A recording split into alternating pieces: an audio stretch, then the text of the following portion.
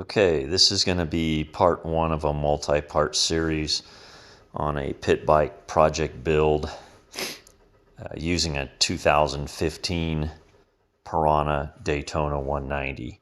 Picked this thing used a couple years ago, done some riding on it, solid little bike. These things use the CRF 70 body, tank, and seat. They look like a little Honda. 16 was the last year they did that. 17 and older, they went to a proprietary plastic and other, just the body style that's I don't like.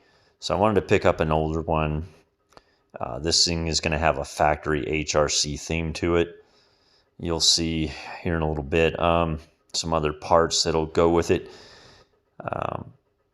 These things, one thing to know is they are stout and reliable. They're proven. But these older, 2016 and older, you really can't find these anymore. And parts are getting hard to find. I've already had to have some machine work done for some things I needed that were worn out on this. So if you're thinking about one of these, just know that you're not going to find a lot of parts for it anymore. Some of the standard stuff, the seat and plastic, the gas tank, stuff like that, wheels, but parts to do proprietary with the bike, you're not going to find. And an example was the trunnion that bolts to the swing arm where the shock bolts to. Was the bushings were worn out in here. I think some bigger guys had ridden this. I had to have a machine shop clean out the trunnion and make a little bit of oversized bushings for this thing, so there's no more play in it. You just cannot get these trunnions, even though they come off the swing arm no problem. I've searched high and low, and they just don't make them anymore. And by the way, Wholesale Cycle is the one. They are Piranha. I've checked with them, and when they went to the newer style, they just don't make stuff for this older style bike anymore. So you just got to be prepared to do some custom work if you have any worn out stuff. These things are really stout. The frames on them are nice, I think. The mounting for the Daytona 190 motor, like the skid plate, it's like BBR style stuff.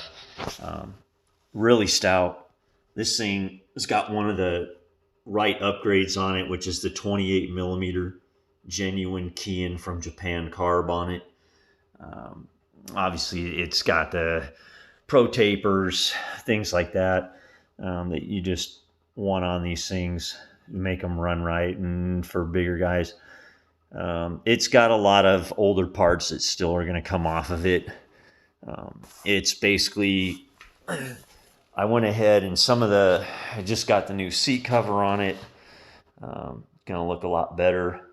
I've got a IGP clutch lever and perch assembly. I did a actual video on in depth on this thing. It's a really nice lever.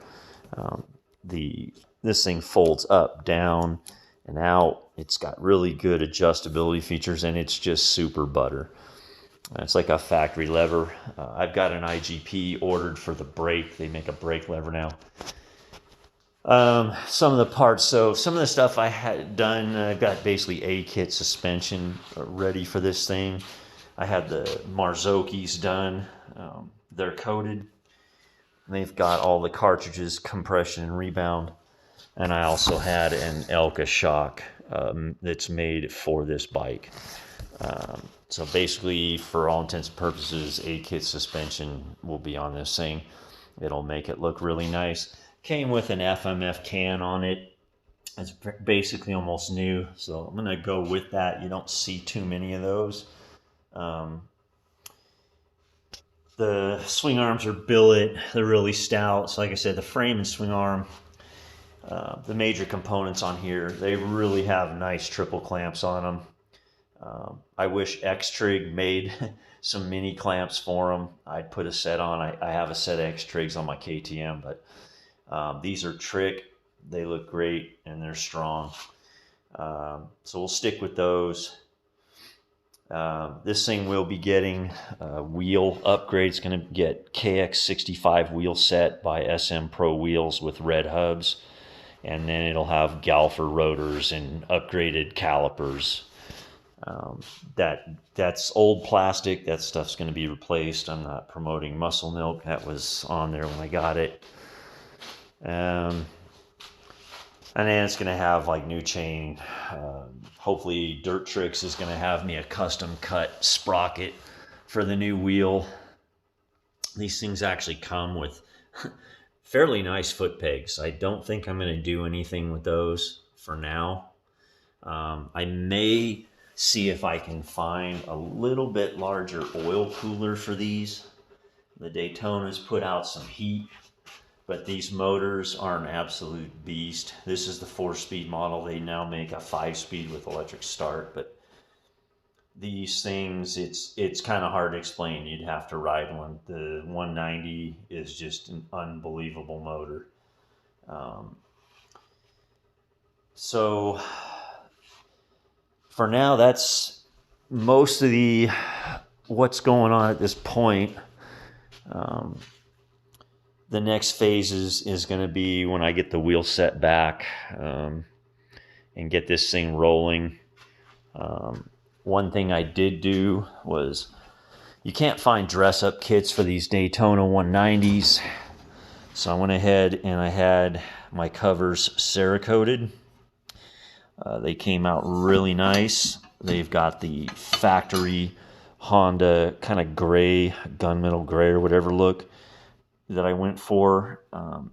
Basically trying to replicate the factory HRC clutch covers and whatnot, but those came out super awesome. They'll look really nice on the Daytona, and like I said, you really can't find upgraded dress-up kit parts for these Daytonas, so you got to do it yourself. So that's it for now, and we'll do part 2 when we get some more parts and get further along with this build.